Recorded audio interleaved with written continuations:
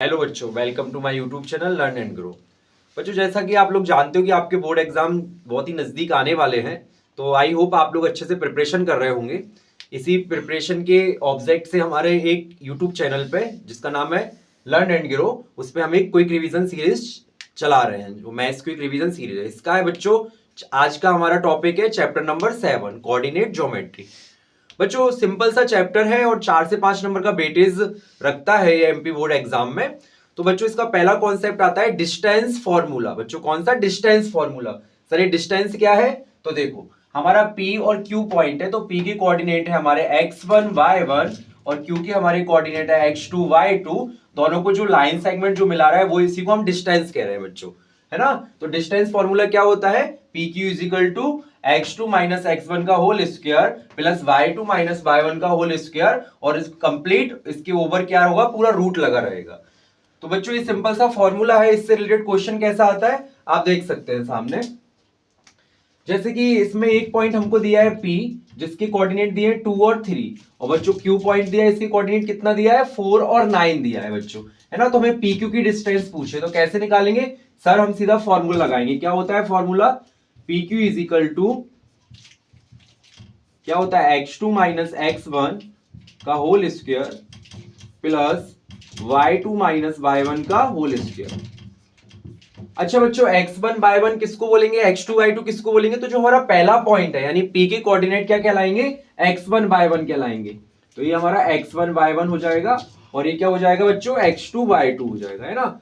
अब सिंपल सा हम वैल्यू पुट करके हमारा आंसर आ जाएगा। जैसे देखिए, x2 की वैल्यू कितनी है बच्चों? देखो, x2 की वैल्यू 4 है, तो 4 आ जाएगा, माइनस x1 की वैल्यू कितनी है? 2 है, तो 4 माइनस 2 का स्क्वायर प्लस y2 हमारा कितना है बच्चों? 9 है, और y1 कितना है बच्चों?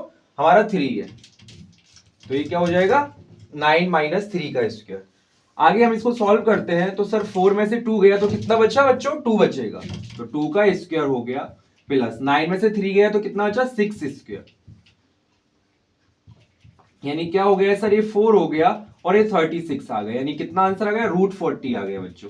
तो ये हमारा क्या आ गया? आंसर। अच्छा बच्चों, ये डिस्टेंस है तो ये किस में आएगी? जो भी सेंटीमीटर भी हो सकता है, मीटर भी हो सकता है ना। तो जिस हिसाब से आप अपने लगा सकते हो, नहीं तो बेस्ट है कि यूनिट लगा दो आप, यूनिट, है ना। तो ये हमारा हो जाता है। तो ये क्या है? √40 आंसर आ गया। सिंपल सा कॉन्सेप्ट था बच्चों, इसे बोला गया डिस्टेंस फॉर्मूला। तो बच्चों, सेकंड कॉन्सेप्ट आता है इसका सेक्शन फॉर्मूला बच्चों, है ना। सेक्शन फॉर्मूला क्या होता है? सर, जैसे कि हमारे दो कोऑर्डिनेट दिए, यानी दो पॉइंट दिए गए हैं ए और बी। तो दो पॉइंट हमको दिए गए हैं, तो क्या है बच्चों? जैसे ए पॉइंट की कोऑर्डिनेट हमने मान ली x1 y1, और बी पॉइंट की कोऑर्डिनेट हो गए x2 y2, है ना। और जो हमारा पॉइंट है P एक्चुअली में क्या है? P हमको, जो P है इस लाइन सेगमेंट को m और n रेशो में डिवाइड कर रहा है। तो हमारा जो सेक्शन फॉर्मूला वो किसके लिए है बच्चों? ये सेक्शन फॉर्मूला है हमारे इस P पॉइंट के लिए।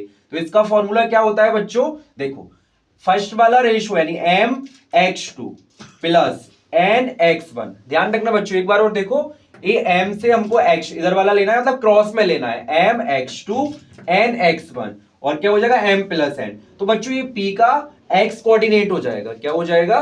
P का x कोऑर्डिनेट। दूसरी बात, बाय कोऑर्डिनेट में क्या होगा सर? फिर से हम क्या लेंगे? my2, यानी क्रॉस में my2 और ny1, है ना। ये ले लेंगे और फिर m प्लस n दोनों में कॉमन करना ही है। तो ये क्या हो जाएगा? P पॉइंट का x कोऑर्डिनेट हो जाएगा, ये बाय कोऑर्डिनेट हो जाएगा बच्चों। ठीक है, जैसे एक हमको एग्जांपल दिया है, तो एग्जांपल देखिए आप। हमको क्या दिया है क्वेश्चन में कि सर a और b दो पॉइंट हैं जिनकी कोऑर्डिनेट 1 और 2 है, और 4 और 8 है। ये बच्चों किस रेशियो में डिवाइड कर रहा है? 2:3 में कर रहे हैं। तो P के क्या पॉइंट होंगे, यानी P का क्या रहेगा? कोऑर्डिनेट्स क्या आएंगे? तो देखो, सबसे पहले x कोऑर्डिनेट क्या हो जाएगा सर? mx2। पहले हम फॉर्मूला लिख लेंगे एक बार बच्चों। क्या हो जाएगा? mx2 प्लस क्या हो जाएगा? nx1 अपॉन क्या हो जाएगा? m plus n। फिर क्या लिखेंगे? my2 plus ny1 upon m plus n। ठीक है बच्चों, यदि आप डायरेक्ट वैल्यू नहीं रख पाते तो आप यहाँ पे पहले पॉइंट को x1 y1 लिख सकते हो, दूसरे पॉइंट को x2 y2 लिख सकते हो, जिससे आपको लिखने में आसानी होगी। यदि आपकी अच्छे से प्रैक्टिस है तो कोई आप डायरेक्ट भी लिख सकते हो, है ना। तो m कितना है सर? हमारा 2 है। x2 कितना है सर? 4 है। प्लस n कितना है सर 3 है, x1 कितना है सर 1 है, और m प्लस n यानी कितना हो जाएगा 2 प्लस 3। ये हो गया x कोऑर्डिनेट। y कोऑर्डिनेट में क्या करेंगे, m सर कितना है 2, y2 सर हमारा कितना है 8 प्लस n कितना है सर 3 और y1 कितना है 2, m प्लस n यानी 2 प्लस 3। क्या हुआ बच्चों, देखिए 2 4 जा 8 प्लस 3 अपॉन 5 हो गया बच्चों, है ना। इधर क्या हो जाएगा 16 प्लस 6 अपॉन 5 आ जाएगा। तो 8 और 3 कितना हो जाएगा बच्चों 11 अपॉन 5 और 16 प्लस 6 कितना हो जाएगा बच्चों 22 अपॉन 5। तो ये क्या आ गए, ये पी पॉइंट के बच्चों कोऑर्डिनेट आ गए, है ना। इस तरीके से ये फॉर्मूला यूज होता है, इसी को बोला गया है सेक्शन फॉर्मूला। तो बच्चों सेक्शन फॉर्मूला में हमारा नेक्स्ट कॉन्सेप्ट आता है कि सर जो पॉइंट डिवाइड कर रहा है लाइन सेगमेंट को, यदि हमको वो दिया गया हो और हमसे पूछा हो किस रेशो में कर रहा है, तो उसके लिए हमें क्या करना है। तो देखो बच्चों कैसे करना है, जैसे कि मान लो हमको ये पॉइंट की कोऑर्डिनेट दिए हैं 1 और 2, पी पॉइंट इनको क्या कर रहा है मतलब डिवाइड कर रहा है एक तरीके से, दो पार्ट में कर रहा है। उसका रेशो हमें नहीं पता क्या करना है, तो हम रेशो को क्या मान लेंगे बच्चों k रेशो 1 मान लेंगे। हम अपनी तरफ से मानेंगे क्या k रेशो 1। ध्यान रखना बच्चों हमेशा k रेशो 1 मानना, इससे इजी पड़ जाता है बच्चों, है ना। तो देखिए आगे हम क्या करेंगे इसमें, जैसे कि हम जानते हैं कि अब पी पॉइंट के हमारे कोऑर्डिनेट क्या होंगे, हमें पता है ना कि फॉर्मूला क्या होता है बच्चों। एक बार फॉर्मूला फिर से लिख देता हूं कि हमारा पी पॉइंट है, यदि x वाला होगा तो क्या होगा sir m1 x2 plus m2 x1 upon क्या हो जाएगा m प्लस m2, यही तो होगा बच्चों। y का क्या हो जाएगा sir m1 y2 plus m2 y1 upon m plus m2। ये हमारा क्या लग गया बच्चों, सेक्शन फॉर्मूला लग गया। अब जरा हम इसके हिसाब से देखते हैं पी के क्या कोऑर्डिनेट आते हैं। तो देखो m1 यानी m1 क्या है, फर्स्ट रेशो क्या है k, तो k इंटू x2 क्या है बच्चों, x2 हमारा क्या होगा, जे x1 y1 है, जे x2 y2, तो x2 हमारा 6 आ जाएगा प्लस m2 क्या है बच्चों 1 है m2 और x1 क्या है बच्चों 2 है, देखो जे x1 है अपॉन m1 प्लस m2 क्या हो जाएगा k प्लस 1 हो जाएगा, है ना। अब हम सेम चीज y के साथ करेंगे, तो m1 कितना है बच्चों k है और y2 कितना है बच्चों 3 है प्लस m2 कितना है बच्चों 1 है और y1 कितना है 3 है, तो m1 प्लस m2 यानी क्या हो जाएगा k प्लस 1 हो गया, राइट बच्चों। अब हम जरा इसको थोड़ा सॉल्व कर लेते हैं। p 6k प्लस 2 हो गया, इधर k प्लस 1 हो गया, है ना। और यहाँ पे हम बात करें तो 3k प्लस 3 हो गया, k प्लस 1 हो गया। तो बच्चों ये क्या आ गए सर, ये p पॉइंट के कोऑर्डिनेट आ गए, जो कि क्या है हमने उसके हिसाब से लिया, लेकिन हमको p पॉइंट के तो हमको दिए हैं ना, तो यानी जो p पॉइंट के कोऑर्डिनेट वो इसके इक्वल हो जाएंगे, इससे हम k की वैल्यू निकाल सकते हैं। तो सर कैसे करेंगे, देखो क्वेश्चन में हमको p के कोऑर्डिनेट क्या दिए हैं 1,2 दिया है ना। तो इसका कंपेयर करेंगे हम किससे, जो हमने निकाले हैं 6k plus 2 upon k plus 1 3k plus 3 upon k plus 1। बच्चों अब आप कोई भी एक इक्वल कर दो, जैसे यहाँ पे 1 है तो हम 1 के इक्वल कर देते हैं पहले कोई, तो क्या दिया है 1 इज इक्वल टू क्या हो जाएगा बच्चों 6k plus 2 upon k plus 1। क्या हुआ बच्चों, मैंने क्या किया कि इसका जो x कोऑर्डिनेट है यानी 1, इसके x कोऑर्डिनेट दोनों इक्वल कर दिए क्योंकि है तो एक ही पॉइंट। अब इसको हम सॉल्व करेंगे, तो बच्चों इधर k का क्या हो जाएगा इनटू हो जाएगा, तो k प्लस 1 हो जाएगा is equal to 6k plus 2।